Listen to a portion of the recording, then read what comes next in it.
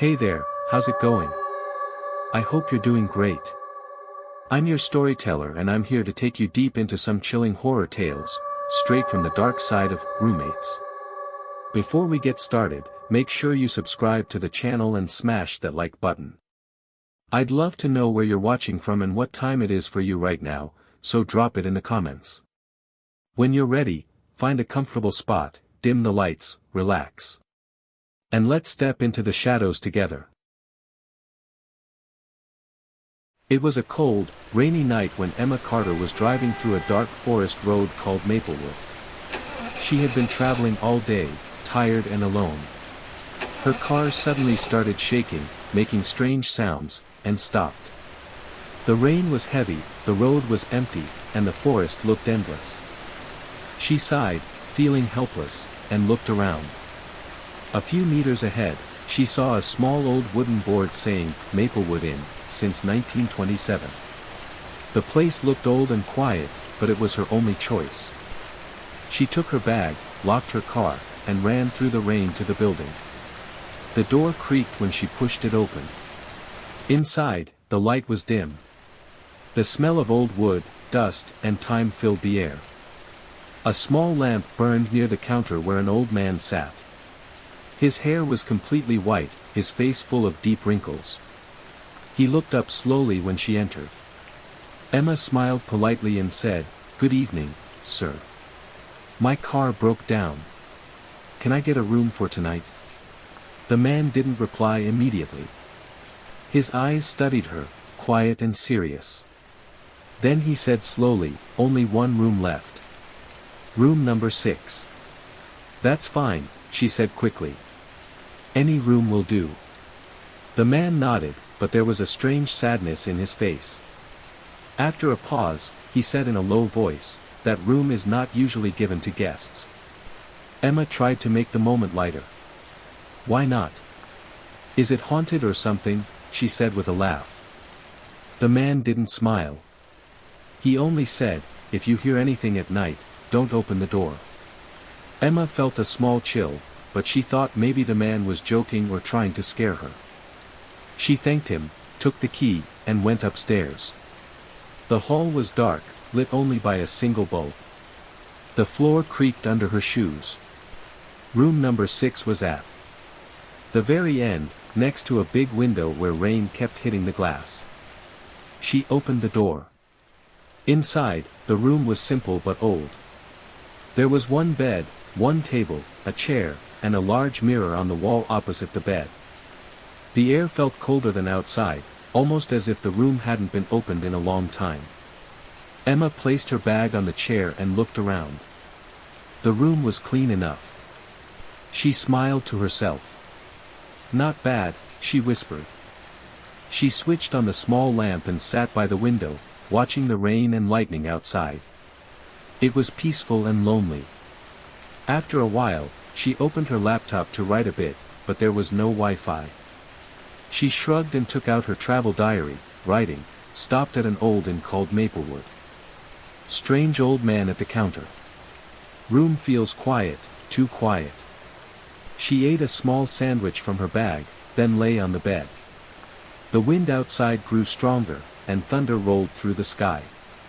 The mirror reflected the dim yellow light beside her. Slowly, she drifted off to sleep. Sometime in the night, a sound woke her up. It was soft, slow, and strange. A light tapping sound. Knock, knock, knock. Emma blinked and sat up, her heart beating fast. She thought maybe someone was at the door. "Hello?" she said softly. There was no answer. She waited, listening. Knock, knock, knock. But the sound wasn't coming from the door. It was coming from the other side of the room. She turned her head slowly toward the mirror. Her reflection was there, but something felt wrong. The knocking sound seemed to come from behind the glass. She stood up and whispered, "Hello?" The reflection didn't move. Then suddenly, her reflection smiled, though she herself was not smiling. She froze. "What the hell?" she whispered. The reflection raised one hand and pointed behind her. Emma turned quickly, her breath caught in her chest. There was nothing there, just the wall. When she looked back at the mirror, her reflection was gone.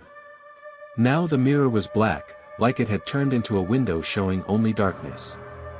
She stepped closer, trembling. The glass was foggy.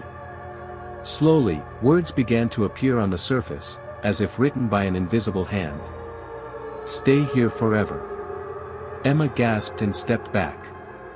The lamp beside the bed flickered. Her phone was on the table. She grabbed it, trying to call someone, but there was no signal. She turned on the flashlight and pointed it at the mirror. Her reflection appeared again, but it looked different. The face was pale, the eyes were completely black, and the mouth twisted in a strange smile. Emma screamed and ran to the door. She turned the knob, but it wouldn't move. She pulled harder, shouting, "Hello. Somebody help me." The wind outside howled louder, and the window shook. Suddenly, she heard a whisper, soft, like it came from inside her own head. "Don't leave me again." She froze. "Who are you?" she cried. The whisper answered, "The one who stayed." The mirror made a cracking sound, a thin line appearing down its middle. The air in the room became freezing cold. Then there was a loud knock on the door from outside. "Miss. Open the door." It was the old man's voice. She cried, "It won't open." He shouted back, "Step away from the mirror." She turned just in time to see something, her reflection, pushing its hands against the inside of the glass. Two dark, shadowy arms began to come out of the mirror.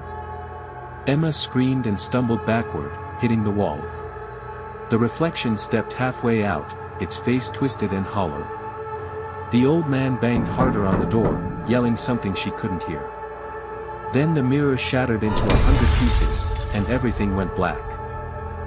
When she woke up, it was morning. Sunlight filled the room. She was lying on the floor, the mirror was broken, and the old man was sitting beside her holding a glass of water. "You're lucky," he said quietly. "Most people who stay in room 6 never wake up." Emma sat up, still shaking. "What was that?" she whispered. The man sighed. "A spirit," he said. "A woman who stayed here 50 years ago. She came during a storm, just like you. They found her dead in this room. No one knows how. Since then, strange things have happened here. The mirror belonged to her. Her soul never left." Emma stared at the broken glass. "Why didn't you throw it away?" she asked. The man shook his head. "I tried," he said. "Every time I move it, it comes back to that wall the next morning." His eyes looked tired, sad. "You should go, Miss Carter. And remember, never look too long into a mirror when you're alone." Emma left the inn as fast as she could. The rain had stopped, and the sun was bright, but she still felt cold inside. She didn't even turn back to look at the building. She drove for miles until she reached a gas station. She went inside to wash her face. The small mirror above the sink was clean, bright, harmless looking. But when she looked into it, she froze. Behind her reflection, there was a faint shadow of another woman, smiling with black eyes. Emma blinked, and the shadow disappeared. Her heart was beating wildly. She whispered, "Room 6, and left the restroom. When she sat in her car and looked in the rear-view mirror, she saw her reflection smiling again, but she wasn't smiling. For a second, she thought she saw another pair of dark eyes looking back from inside the glass. She gasped and turned away. The road ahead was empty. She started the car and drove away, but deep in her mind, she knew something had followed her. Back at the Maplewood Inn, the old man was cleaning the hallway. He stopped in front of room 6 and looked inside. The mirror that had shattered into pieces was whole again, hanging on the wall, smooth and clean, as if nothing had ever happened. In the glass, for just a moment, Emma's face appeared, smiling faintly. Then it was gone. The old man closed the door slowly, whispering to himself, "It's waiting again." And in that quiet inn at the edge of the forest, the mirror waited in silence, ready for the next traveler who would come on a rainy night, tired and alone, looking for a room that should never be opened.